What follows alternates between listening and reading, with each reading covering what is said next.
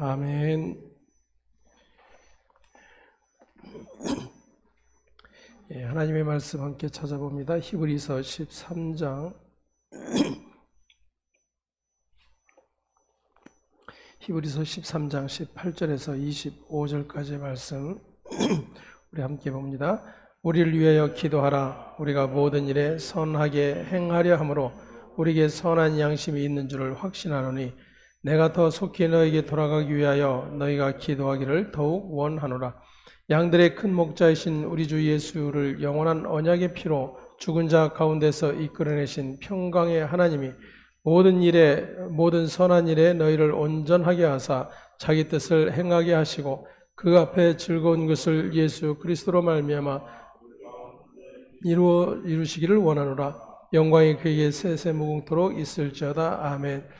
형제들아, 내가 너희를 권하노니 권면의 말을 용납하라.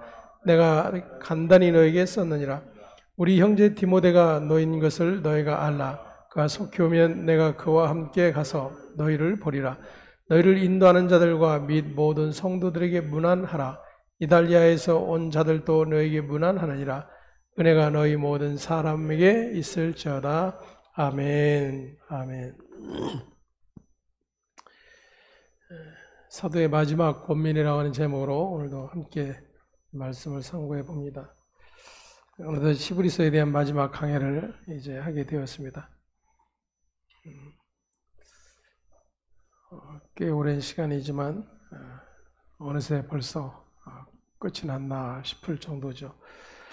히브리서는 복음을 듣고 그리스도를 영접했던 유대인들을 향해서 쓰여진 그러한 서신서입니다. 사도가 본 서신을 쓰게 된 이유는 그들이 믿음으로 인한 극심한 환난과 핍박을 견디지 못해서 다시 유대교로 돌아가려고 하는 그런 생각들을 갖게 되었고, 또 그렇게 유대교로 돌아가는 자들이 생겨나기 시작했었던 그런 배경을 가지고 있습니다. 때문에 사도는 편지를 통해서 복음을 버리고 유대교로 돌아가려고 하는 생각이 얼마나 어리석은 것인지에 대한 많은 경고들을 하고 있고, 또 이를 깨우쳐주기 위해서 그리스도 안에서 이루어지는 하나님의 구원이 얼마나 영광스러운지에 대해서 계속 설명을 해주고 있었습니다. 그리고 그들이 돌아가고자 하는 유대교의 신앙체계가 얼마나 유치한 것인지에 대한, 그것은 단지 그림과 모형일 뿐이다 라고 하는 그런 설명들로 가득했죠. 그리고 그들이 겪고 있는 믿음의 고난은 그들만이 당하는 것이 아니라 시대를 초월하여 모든 믿음의 형제들이 이 세상에서 동일하게 당하게 되는 그런 고난인 것을 알려주었습니다. 그래서 포기하지 말고 끝까지 믿음의 경주를 다할 것을 권면해주는 그런 내용들로 이루어져 있음을 알게 됩니다. 이제 히브리서의 마지막 부분을 살펴보는데, 먼저 사도는 형제들 향해서 18절에 우리를 위하여 기도하라 이렇게 이야기하고 있습니다. 그들에게 지금 사도가 기도를 부탁하고 있는 이유가 있습니다. 그것은 사도가 더 하루라도 빨리 그들에게 돌아갈 수 있기를 원했기 때문이죠. 그래서 19절에 보면 내가 더 속히 너에게 돌아가기 위하여 너희가 기도하기를 더욱 원하노라 이렇게 이야기를 해주고 있는 것을 보게 됩니다. 로마에 보낸 편지를 통해서 확인해 보면 우리 로마서 1장으로 한번 가보겠습니다. 로마서 1장 9절에서 13절.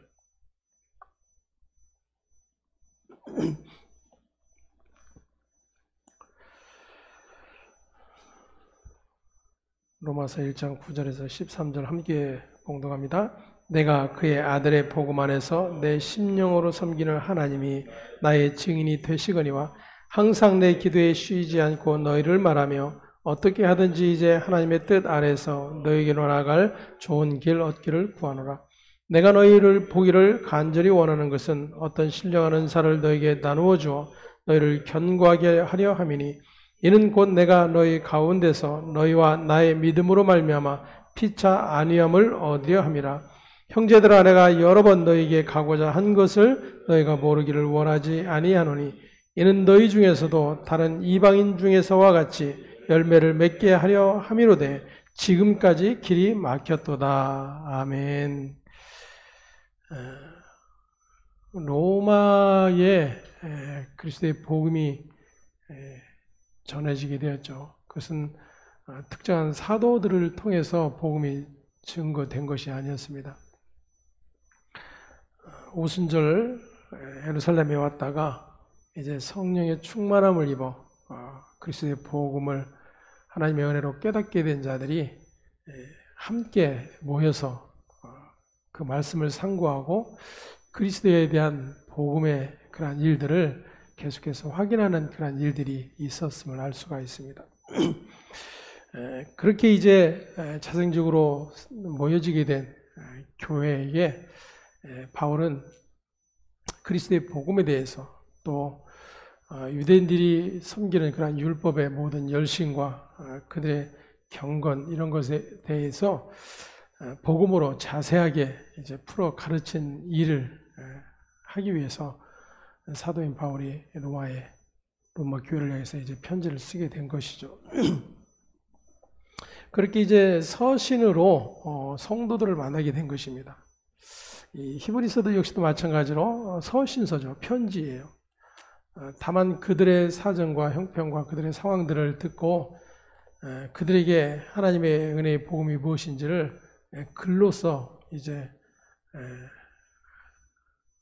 인편에 보낸 그런 편지입니다.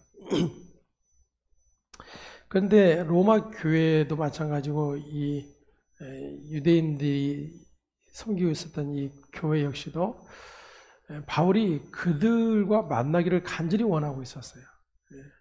여러 번 가기를 원했지만 기회가 주어지지 않았다라고 이야기하고 있고, 특히 이 히브리서를 통해서 보면 이것을 위해서 기도하라 이렇게 당부하고 있는 것을 보게 됩니다.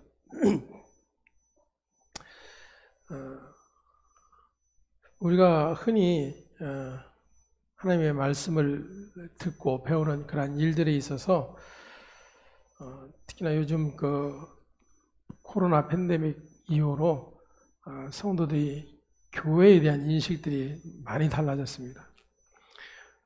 그동안 예배의 열심을 가지고 있던 그런 성도들도 굳이 예배 모임에 나오려 하지 않고 단지 영상으로 예배에 참여하고 그저 얼마든지 함께 나와서 예배할 수 있는 여건들이 있음에도 불구하고 집에서 그냥 영상을 틀어놓고 편하게 예배를 하는 그런 모습들을 보게 됩니다. 물론 장단점이 있다고 이야기를 할 수 있을 거예요. 그래서 어떤 경우들은 이런 것들을 10분 잘 활용해서 전국적으로 성도들을 세우고 있어요. 그리고 심지어는 외국에까지 요즘 뭐 인터넷 다 되니까 그래서 유튜브로 또 페이스북으로 그렇게 이제 집회를 하고 설교를 하고 예배에 참여하게 해서 직분까지 주더라고요. 그래서 인터넷 성도에게 권사 임직을 해요. 그래서 그분은 전국 방방곡곡에 성도가 있어요. 그래서 어디든 가면 연락해서 함께 만나고 또 식사도 하고 이런 일들을 하더라고요.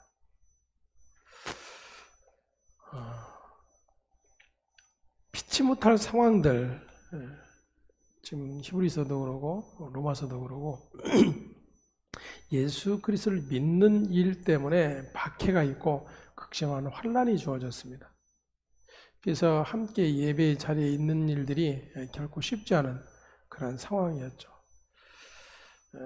그와는 다르게 오늘날 이 유튜브와 또 이 SNS를 통해서 예배에 참여한다라고 하는 이러한 문제들은 좀 더 심각하게 우리가 주의를 기울여야 될 그런 이유이기도 합니다.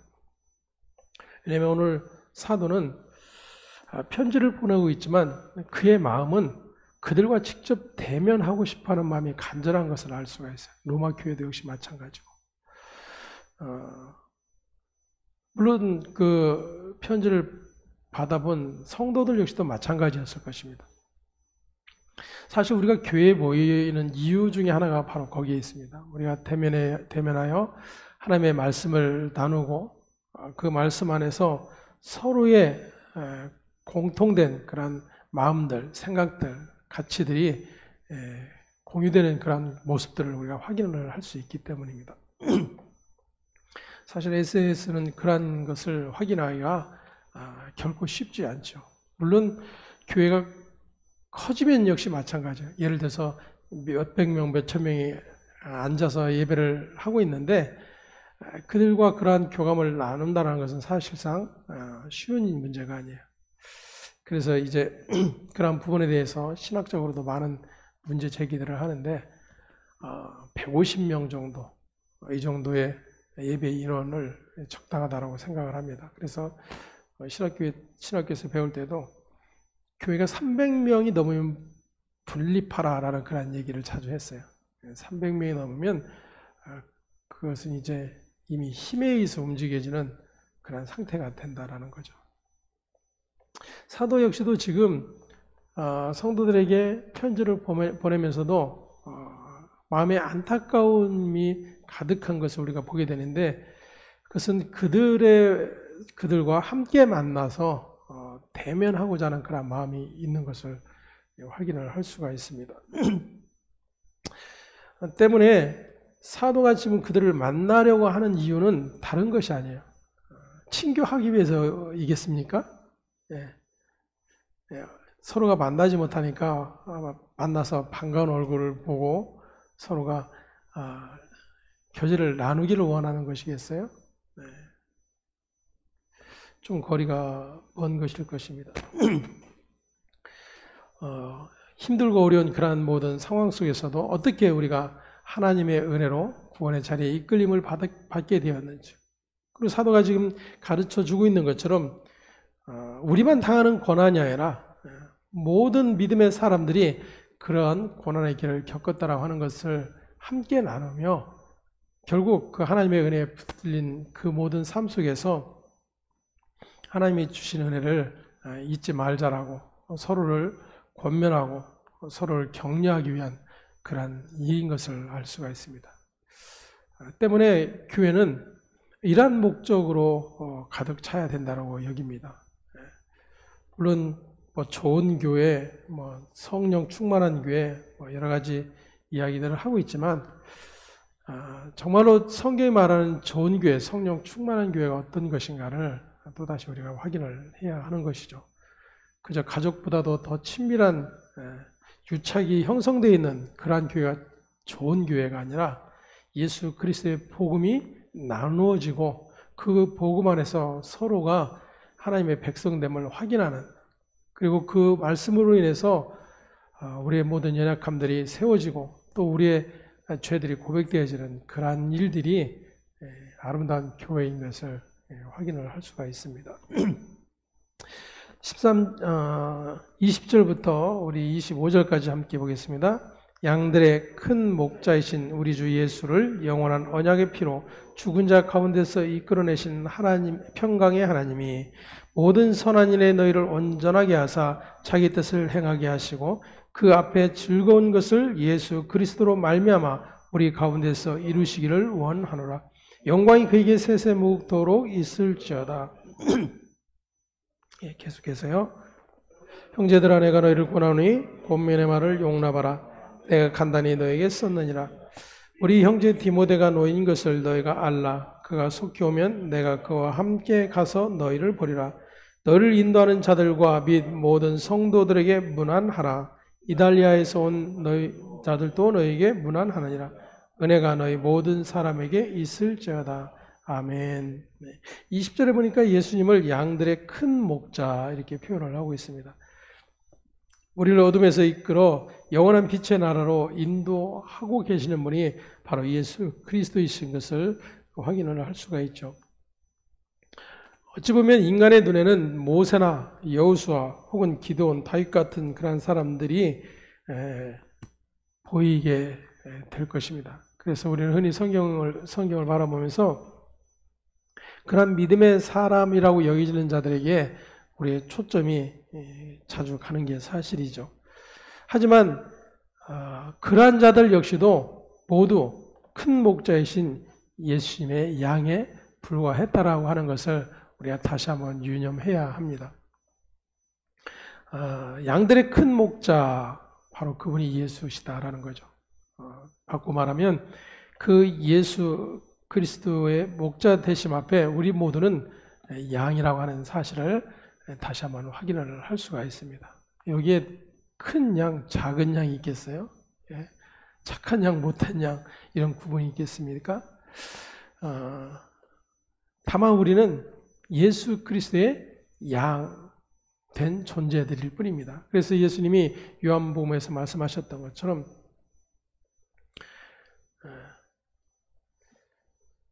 양은 목자를 알며 목자는 양들을 알고 또 양은 그 목자의 음성을 따르느니라 이렇게 말씀을 해주고 있죠. 양은 그저 목자의 다스림 안에 있는 그런 존재들일 뿐입니다. 우리가 쓰는 그런 말들 중에서도 말씀을 전하는 자를 가리켜 종, 예수 그리스도의 종, 사도인 바울이 표현한 것처럼 그렇게 예수의 종됨을 이야기합니다. 종은 종일 뿐이죠. 거기에 큰 종, 작은 종, 이런 구분들이 있을 수가 없어요. 종은 주인이 원하는 일들, 요구하는 일들을 마땅히 해야 될 그런 자리에 있는 자들입니다. 다시 말하면 말씀을 전하는 자든 말씀을 받는 자든 목회자든 성도이든 구분이 없이 모두가 예수 그리스도의 종일 뿐이라고 하는 사실을 언제나 기억을 해야 됩니다. 이 같은 일들을 계속해서 구분짓고 종도 큰 종, 작은 종으로 구분하고 능력 있는 종, 능력 없는 종 이렇게 구분하는 그런 모든 일들이 참으로 얼마나 성경과 상관없는 그런 일인가를 우리가 확인을 할 수가 있는 것이죠. 신자는 눈에 보이지 않는 큰 목자이신 예수 그리스도를 바라볼 수 있는 자이어야 합니다. 왜냐하면 큰 목자 되신 예수님이 누구인지를 우리는 성경을 통해서 하나하나 배워가기 때문이죠. 그래서 알게 된 참 목자이신 예수 그리스도, 그분 앞에서의 우리의 모든 정체성은 동일하다고 하는 사실입니다. 그분의 음성을 듣고 따르는 자들, 그리고 그분으로 말미암아 영원한 생명의 자리에 이끌림을 받는 그런 존재들이라고 하는 사실을 우리가 기억해야 합니다. 더불어 하나님을 일컬어 평강의 하나님 이렇게 이야기를 하고 있죠. 주 예수를 영원한 언약의 피로 죽은 자 가운데서 이끌어내신 평강의 하나님이 그랬습니다. 평강의 하나님이라고 하는 이런 표현은 평강은 오직 하나님만이 주실 수 있다라고 하는 사실을 전제하고 있는 것이죠. 사람이 평강을 만들어낼 수 없다라는 거예요. 때문에 신자들에게 있어서 하나님을 구하며 하나님의 평강이 임하기를 기도하는 것은 결국 하나님만이 우리에게 참된 평강을 주실 수 있는 분이심을 믿는 믿음의 자리인 것을 확인을 하게 됩니다. 죄송하지만 제가 요즘 이제 계속 동서의 일을 예화로 계속해서 자주 말씀을 드리는데 이제 병원에 가서 자주 이제 전화를 해요. 화상 통화를 하기는 좀 힘드니까 전화로 오면 이유는 하나입니다. 기도를 해달라는 거예요.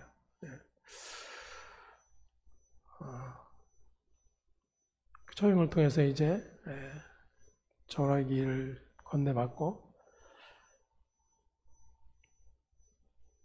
이제 기도를 해주는 거죠. 무슨 기도를 하겠습니까? 여러분 같으면 무슨 기도를 하겠어요? 하루하루의 삶이 힘든, 그리고 이제 회복이라고 하는 것은 도저히 이제 상상도 할 수 없는 그런 상태. 오히려 죽음이라고 하는 시간이 앞에 놓여져 있어서 점점 가까워지는 그 현실을 목격하고 있는, 온몸으로 체득하고 있는 그런 상황에서 무슨 기도를 할 수 있겠어요? 하나님, 아프지 않게 해주세요, 고쳐주세요, 이런 기도 하겠습니까? 그게 믿음의 기도겠어요?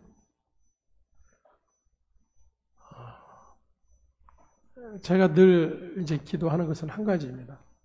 하나님의 평강이 그를 주장해 주시기를 간구하는 거죠. 그 힘듦과 고통의 시간 안에서 우리의 그 죄의 육을 떨쳐버리고 우리에게 영원한 생명을 선물로 허락하신 그 하나님의 평강이 그 마음과 생각을 붙드시기를 기도하는 거예요.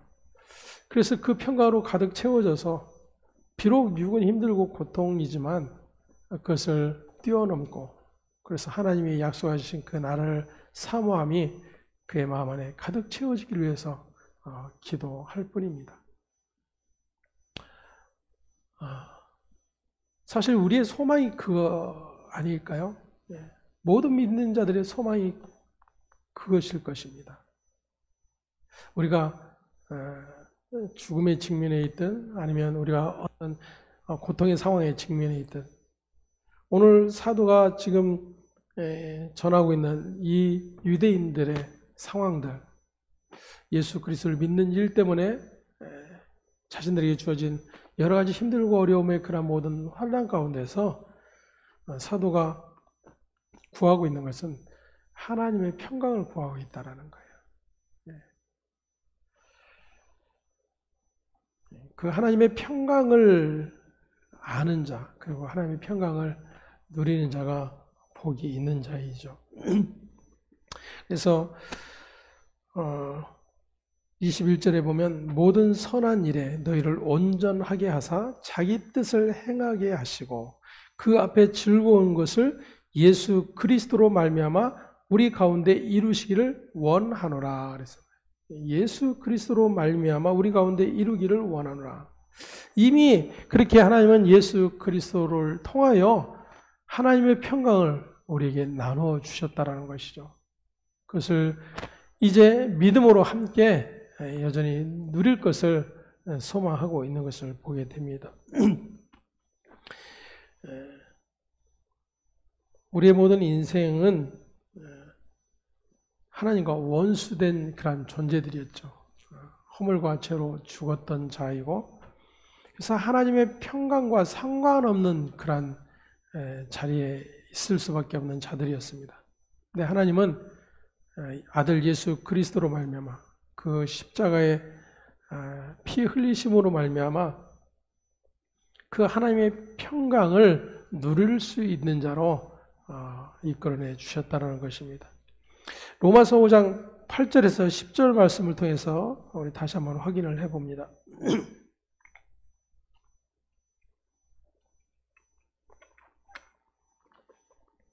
로마서 5장 8절에서 10절까지의 말씀 함께 봅니다. 우리가 아직 죄인 되었을 때에 그리스도께서 우리를 위하여 죽으심으로 하나님께서 우리에게 대한 자기의 사랑을 확정하셨느니라.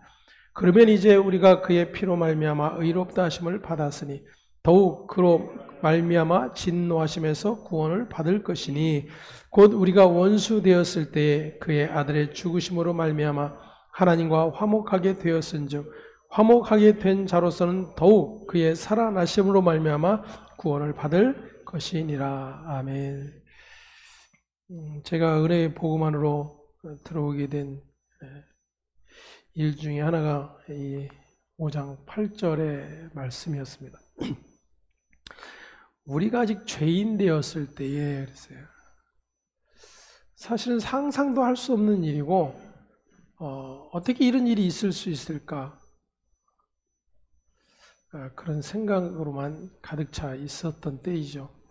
그래서 열심히 신앙생활하고 죄된 생활을 벗고 세상에 말하는 마음의 청결함을 유지하고, 그래서 사람들로부터 야 그래도 예수 믿는 사람 뭔가 다르네 이런 소리를 듣는 그러한 사람에게 하나님이 은혜를 베푸시고 사랑하신다라고 여겼죠. 근데 성경은 전혀 다른 이야기를 하고 있었더라 그 이야기예요. 우리가 아직 죄인 되었을 때에 그랬어요. 10절에 보면 우리가 원수 되었을 때에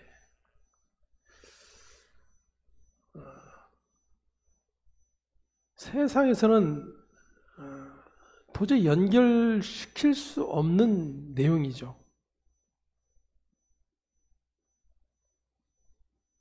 정말 마음과 뜻을 다해서 용서받을 수 있는 모든 그런 상황들을 다 동원해도 관계 회복이 힘든 그런 일들이 우리의 삶 안에서 일어납니다. 그래서 만일 정말 관계가 어려운 그런 상황에 있어도 아니면 정말 원수지간이 된 그러한 상황이 되었어도 그 마음을 바꾸려고 하는 그러한 애씀과 노력들, 쉽게 말하면 상대의 마음을 감동시킬 수 있는 어떤 일들을 해야만 혹 가능한 일들이 일어나는 거죠. 근데 성경은 우리가 아직 죄인 되었을 때 하나님이 화목하게 하신 그 시점을 보면 우리가 여전히 죄인이었을 때야. 죄 가운데 행하고 있을 때 그러한 상황을 하나님과 원수된 상태라고 성경 기록하고 있는데 그러한 상태에 하나님이 은혜를 베푸셨다라고 하는 것을 우리에게 가르쳐주고 있어요. 다시 말하면 성경은 우리의 행위나 우리의 열심, 우리의 어떤 조건에 기반을 전혀 두지 않는다는 이야기죠. 때문에 이 세상의 가치로는 도무지 이해할 수 없는 그러한 일들인 거예요. 그래서 믿지를 않는 거예요. 그러한 사실들에 대해서. 신자 역시도 그저 그건 성경이 그렇다고 하니까 그렇게 여길 뿐이지 실상은 믿지를 않는 거예요. 어떻게 하나님이 내가 이런 상황인데 나에게 은혜를 베푸실 수 있는가? 그 말은 모든 조건이 하나님에게 있지 않다라는 명백한 증거인 것입니다. 근데 성경은 이 모든 근거가 누구에게 있어요? 하나님께 있다라는 거예요. 하나님께. 그가 하나님께 있다라는 이 사실을 신자들은 고백은 잘해요. 하나님이 주권자이고 우리의 주인이시고 우리의 모든 것 되십니다. 이렇게 고백하며 찬송하기도 합니다. 그런데 실상은 근거를 다 나에게 두는 거예요. 여러분 우리가 왜 기도를 합니까?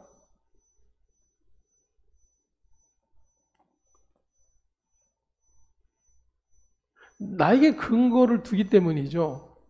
그래서 나의 상황을 하나님, 내가 이렇게 원하고 있는데 그 상황으로 바꿔주세요. 그거 하기 위해서 기도의 자리로 나아가는 거잖아요. 하나님께 근거가 있다고 하면 기도의 자리로 나아가되 내용이 달라질 수밖에 없는 거죠. 그것을 예수님의 기도를 통해서 우리가 확인을 해보았잖아요. 그리고 예수님이 가르쳐준 기도 역시도 마찬가지입니다. 근거를 하나님께 두라는 거예요. 하나님께. 너희가 구할 것과 너희가 감사할 것과 그 모든 것들을 하나님께 두라는 거예요. 그러면 신자에게 있어서 예를 들어서 감사,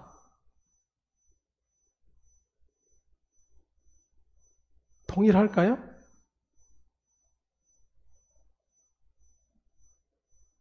어떻게 했어요? 모든 근거를 하나님께 둔다라면 그 감사의 내용이 어떻게 했어요? 동일할 수밖에 없는 거예요. 근거를 나에게 두기 때문에 동일할 수가 없는 거예요. 어떤 이는 감사인데 어떤 이는 원망이 되고 어떤 이는 불평이 되는 거예요. 그런데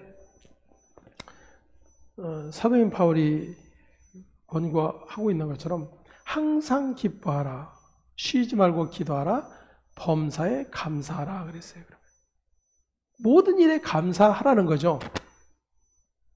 근데 여러분, 우리가 늘상 경험을 하지만 모든 일에 감사가 되나요? 안 되잖아요. 그런데 어떤 분은 나는 전혀 감사할 내용이 아닌데 감사하는 분이 있어요. 어떤 분은 당연히 감사할 내용인데도 불구하고 원망하고 불평함으로 드러나는 경우들이 있어요. 둘 다 온전한 감사가 아닌 거예요.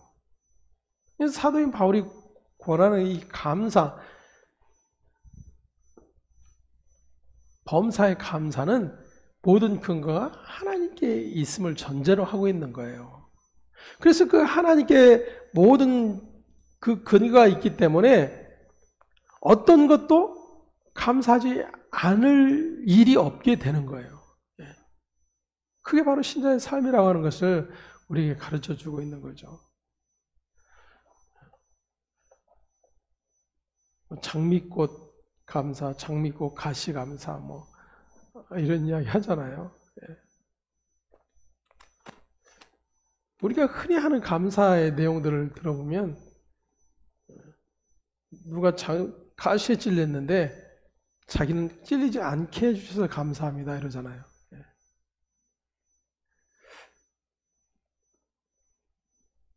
목사님들이 이제 행사를 계획하고 있는데 다른 데는 비가 왔는데 여기는 비가 안 와서 하나님 좋은 날 주셔서 감사하다 그러죠. 근거가 다 어디에 있는 거예요? 나에게 있는 거예요. 그러면 그 감사는 동일할 수가 없는 거죠.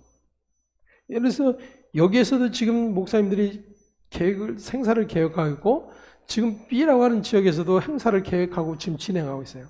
여기는 비가 안 오는데 그쪽은 비가 와요. 여기서는 감사해요. 그러면 저쪽은 뭐가 되는 거예요? 네? 여기는 하나님이 비 오지 않게 해주셔서 감사, 그 하나님 감사를 하는데 그러면 저쪽은 하나님이 어떻게 하셔야 되는 거예요? 근데 너무 많아요. 이런 일들이 너무 많아요. 하나님 감사합니다. 영광 받으십시오. 예. 하나님께 감사하고 하나님께 영광을 돌리는 것 같은데 실상을 보면 다 나예요. 다. 예. 그래서 그 감사는 동일할 수가 없는 거예요. 범사에 감사할 수가 없는 거예요. 범사에 감사라고 하는 것은 결국 모든 그가 하나님께 있기 때문에 여기에 지금 비가 안 와도 감사해요. 그거는 내게 유익이 있어서 감사가 아니고 지금 그분의 일하심 속에 있기 때문에 감사인 거예요. 그 조건 안에서 보면 비가 와도 감사해요. 왜? 그분께서 여전히 당신의 일을 행하고 계시기 때문이에요. 이걸 범사의 감사라고 하는 것이지 그냥 뭐 와도 안 와도 감사, 나에게 어떤 조건을 두는 것이 아니에요. 때문에 로마서에서 사도가 이야기하고 있는 것처럼 우리가 아직 죄인 되었을 때, 우리가 원수 되었을 때에 하나님은 자기 아들을 화목 제물로 드려 그 언약의 피를 받으심으로 자기 백성을 삼으신 것이라고 하는 사실을 함께 확인할 수 있어야 한다고 그 이야기예요. 그래서 평강의 하나님이에요. 그래서 평강의 하나님. 나에게 전혀 조건이 없음에도 불구하고 우리가 살펴보는 것처럼 리브가의 뱃속에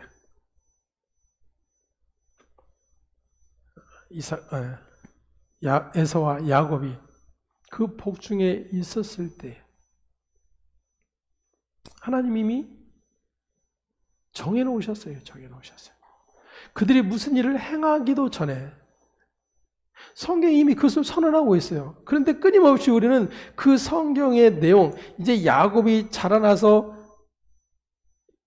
형과 부모를 속이고 라반의 집으로 도망해 또 라반을 속이고 하나님 그러한 일련의 모든 과정들을 계속해서 쫓아다니면서 야곱이 어떻게 복을 받았는지를 상심지를 켜고 살펴보는 거죠.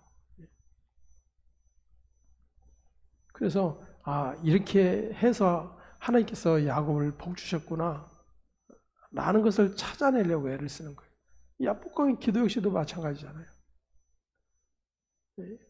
끈질긴 기도입니까? 하나님이 그래서 그 끈질긴 기도를 들으시고 야곱을 축복하셨어요? 아니요.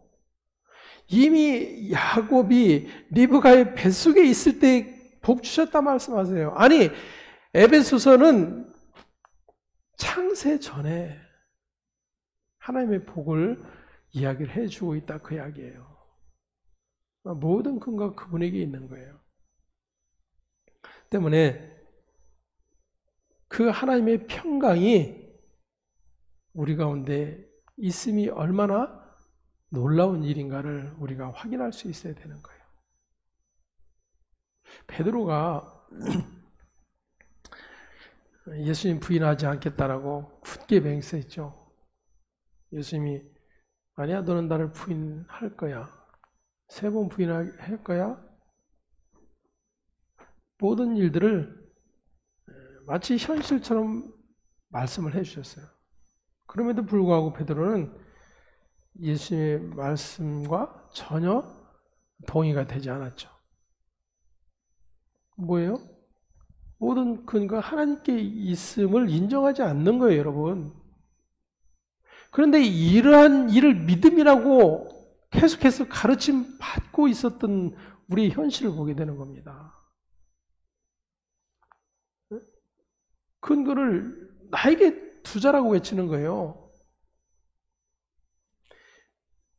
베드로처럼 부인하지 않겠다라고 외쳐야 되고 끝까지 부인하지 않는 자가 되어야 되고 부인했어도 회개하고 다시금 돌이켜 다시는 부인하지 않는 자가 되어야 된다라고 여전히 이야기하는 거죠.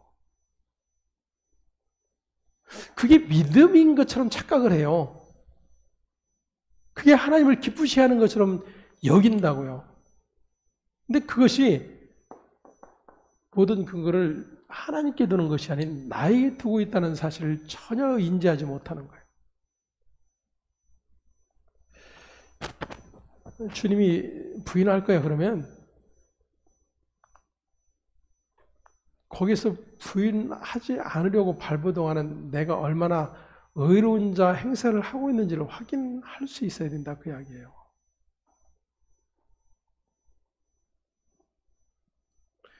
결국 예수님이 하신 말씀대로 되었죠.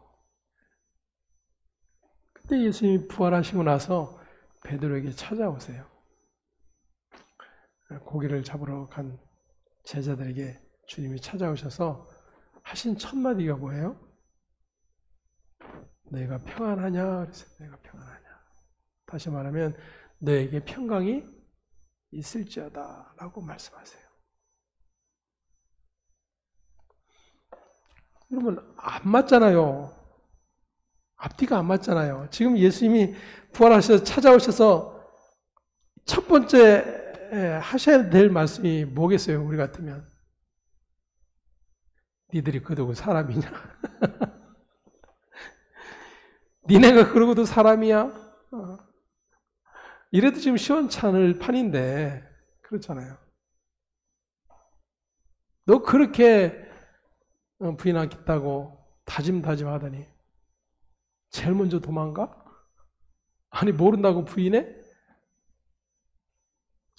내가 다른 사람 같으면 내가 이해하겠어. 베드로 너는 그러면 안 되잖아.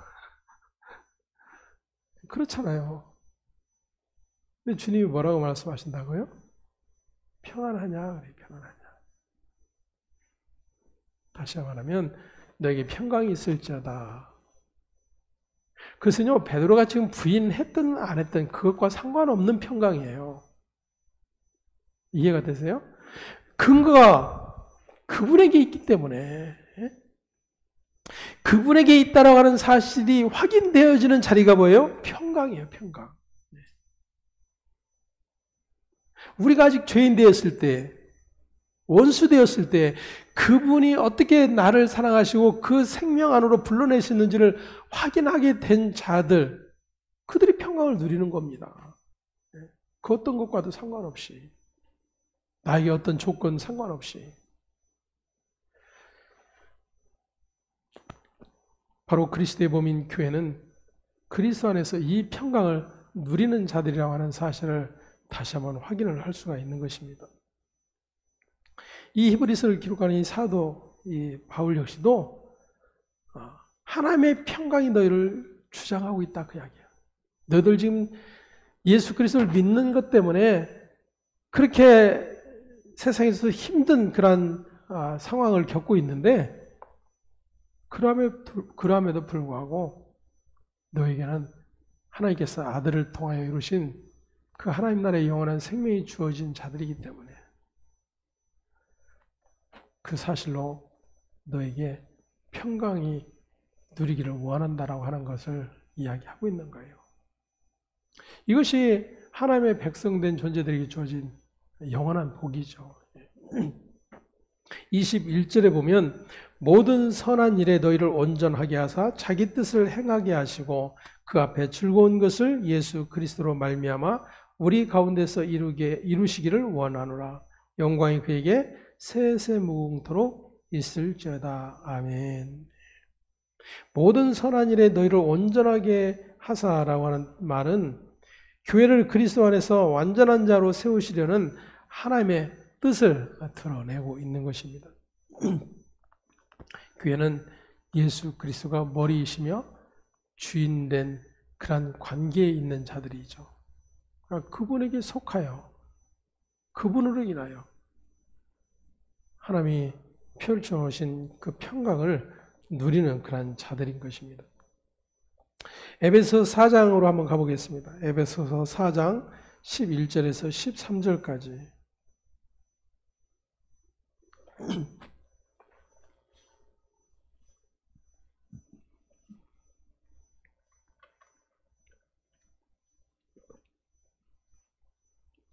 함께 봉독합니다. 그가 어떤 사람은 사도로, 어떤 사람은 선지자로, 어떤 사람은 복음 전하는 자로, 어떤 사람은 목사와 교사로 삼으셨으니 이는 성도를 온전하게 하여 봉사의 일을 하게 하며 그리스도의 몸을 세우려 하심이라.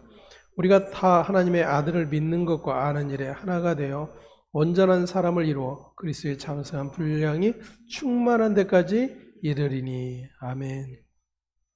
이것이 교회를 향한 하나님의 뜻이라고 하는 것이죠. 그리스도 안에서 온전한 자들을 세우고 그리스도의 장성한 분량이 충만한 데까지 이르게 하기 위함이에요. 이 일에 부름을 받은 자들이 어떤 사람은 사도이고 어떤 사람은 선지자이고 어떤 사람은 복음을 전하는 자이고 어떤 사람은 목사이고 어떤 사람은 교사이고 불려지는 그러한 직임들은 다 다르지만 목적은 하나이다 그거예요. 그리스도의 온전한 사람을 이루는 일입니다. 때문에 교회가 추구해야 될 오로지 향할 유일한 한 가지가 바로 이거예요. 성도를 온전하게 하는 일, 그리스도의 장성한 분량으로 자라게 하는 일, 이 일에 우리가 관심을 기울여야 한다는 것이죠. 오늘 본문 21절에 보면 그 앞에 즐거운 것을 예수 그리스도로 말미암아 우리 가운데서 이루시기를 원하노라 그랬어요. 그 앞에 즐거운 것, 이게 뭘까요?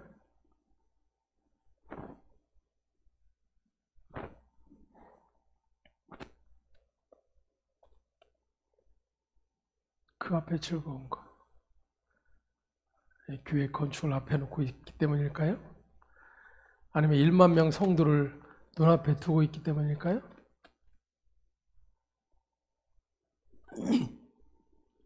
히브리서 12장 2절에 보면 그 앞에 있는 기쁨을 위하여 십자가를 참으사 이런 말씀이 있습니다.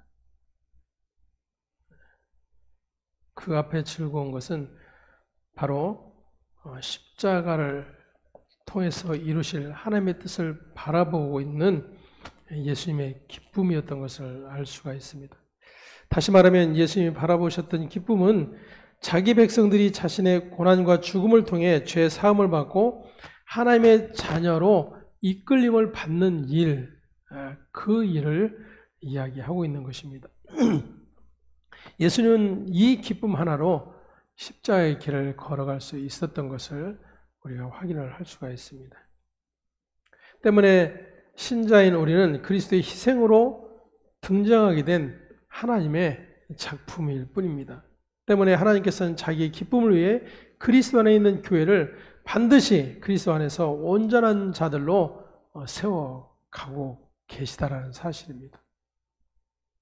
그 하나님의 일하심에 이끌려진 자들, 이들이 복된 자들이죠. 예. 저와 여러분이 그렇게 하나님에 의해서 이끌려 가고 있다는 사실이 확인된다면 복 있는 자예요, 여러분. 복 있는 자예요. 그 어떤 것보다도 우리의 기쁨, 교회의 기쁨이 바로 그것이어야 합니다.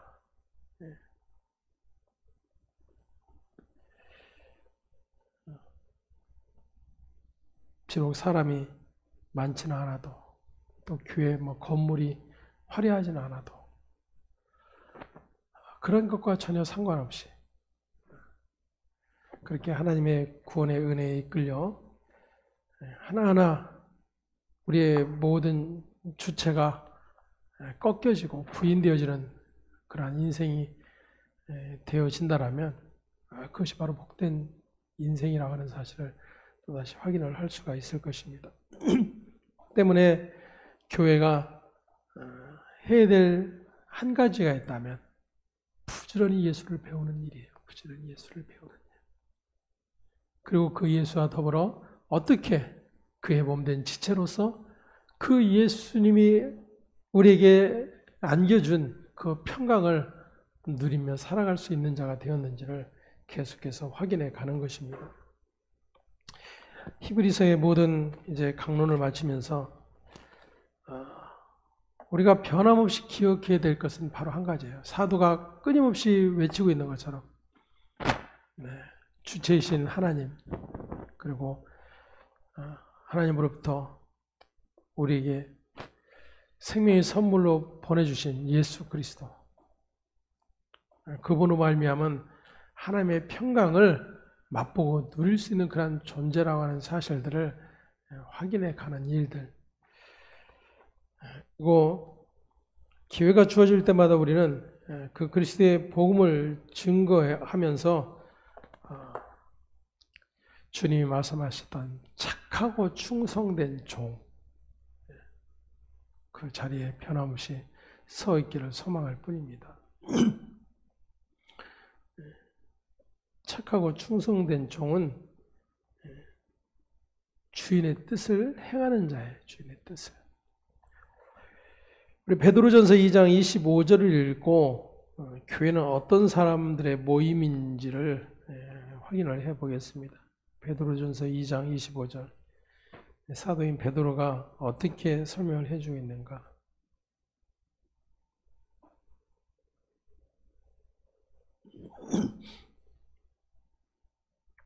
함께 봉독합니다. 너희가 전에는 양과 같이 길을 잃었더니 이제는 너희 영혼의 목자와 감독 되신 이에게 돌아왔느니라. 아멘. 누구의 이야기인 것 같아요? 베드로 자기의 이야기잖아요. 베드로 자신의 이야기예요. 전에는 양과 같이 길을 잃었더니 이제는 영혼의 목자와 감독 되신 이에게 돌아왔느니라. 근데 이 일이 어떻게 이루어졌어요? 그분이 주권적으로 이끌어내심으로 이루어졌어요. 그래서 네가 나를 사랑하느냐 물으시면서 내 양을 먹이라 치라 말씀을 하시죠. 한 군데 더 살펴봅니다. 데살로니가전서 4장 1절. 교회가 힘써 배워야 할 것이 무언가. 함께 봉독합니다. 그러므로 형제들아 우리가 끝으로 주 예수 안에서 너희에게 구하고 권면하노니 너희가 마땅히 어떻게 행하며 하나님을 기쁘시게 할 수 있는지를 우리에게 배웠으니 곧 너희가 행하는 바라 더욱 많이 힘쓰라. 아멘.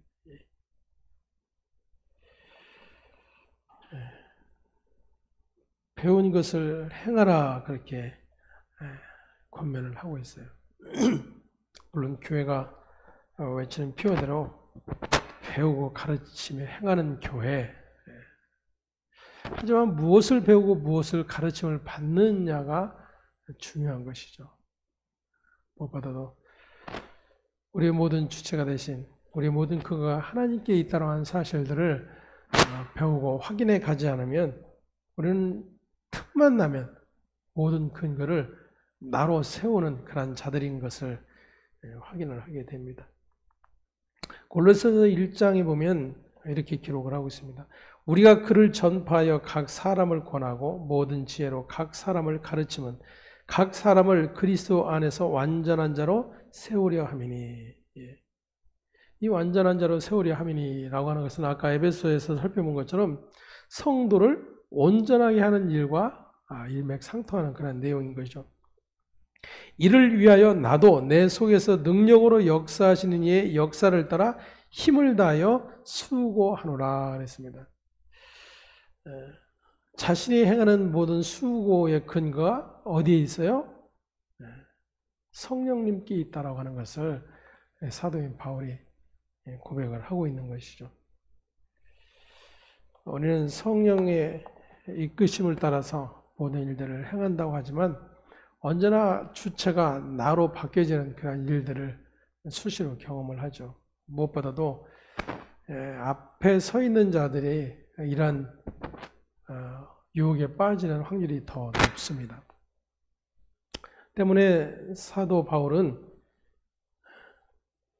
우리가 그를 전파하여 각 사람을 권하고 모든 지혜로 각 사람을 가르침은 각 사람을 그리스도 안에서 완전한 자로 세우려 합니다. 그랬습니다. 언제나 목적은 하나예요. 목적은 하나예요. 그리고 이를 위하여 나도 내 속에서 능력으로 역사하시는 이의 역사를 따라, 다른 말로 이야기하면 성령의 이끄심을 이야기하고 있는 것이죠. 힘을 다하여 수고하노라. 이 힘을 다하여 수고하노라 역시도 우리가 이해하는 힘을 다해서 수고하고 있는 내용과는 좀 다른 것 같아요. 성령의 이끄심에 순종되어지는 상태를 이야기하고 있는 거죠.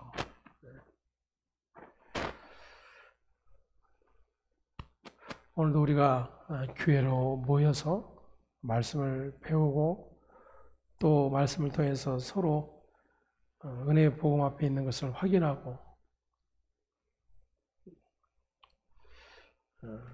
동일한 고백의 자리로 나아갈 수 있는 그런 모든 근거들이 바로 말씀 안에 있는 것들을 우리가 계속해서 확인을 하게 됩니다. 때문에 교회는 그 어떤 것도 자랑하거나 내세울 수가 없어요. 예수 그리스도 외에는 없어요. 예수 그리스도. 그리고 언제나 동일해야 합니다. 그 그리스도에 대한 감사와 찬송과 고백과 모든 표현들 다를 수가 없는 거예요. 히브리서를 마치면서 어떻게 하나님께서 택하신 자기 백성을 변함없이 예수 그리스도를 통하여 믿음의 자리로 이끌어 가고 계신가를 우리가 확인을 해 보았습니다. 그 하나님의 열심 때문에 우리는 변함없이 그 은혜와 평강을 누리는 자로 계속해서 나아가게 될 것입니다. 앞으로 펼쳐지는 이제 야고보서를 통해서도 그렇게 하나님께서 원하시는 것들이 무엇인지 또 하나하나 살펴보며 그렇게 배워가도록 하겠습니다. 마치겠습니다. 하나님 감사합니다. 사도인 바울을 통하여서 예수 그리스도를 믿음으로 우리에게 주어진 하나님의 은혜의 선물을 여전히 뒤로 한 채 자신들의 애씀과 열심이 근거가 되어지고 자랑이 되어지고 그리고 그러한 것으로 평강을 누릴 수 있다라고 또다시 착각하여 유대교로 돌아가려 하는 그러한 자들. 아니 이것이 여전히 하나님의 모든 은혜임을 고백하면서도 우리의 모든 행위적 열심과 노력을 근거로 하나님의 복을 이야기하고 그 복을 추구하며 열심을 달려가자고 외쳐대는 그런 우리의 현실의 모습인 것을 또다시 확인하게 해주셔서 감사합니다. 하나님께 근거를 두지 않는다면 그것이 원수된 자요 여전히 죄의 상태에 머물러 있는 것임을 고백합니다. 아니 오히려 우리는 언제나 그것을 즐거워하는 그러한 존재임에도 불구하고 그러한 우리에게 하나님의 생명을 들고 친히 찾아오셔서 당신의 피 값으로 말미암아 그 영원한 하늘 생명을 은혜의 선물로 허락하여 주시니 감사합니다.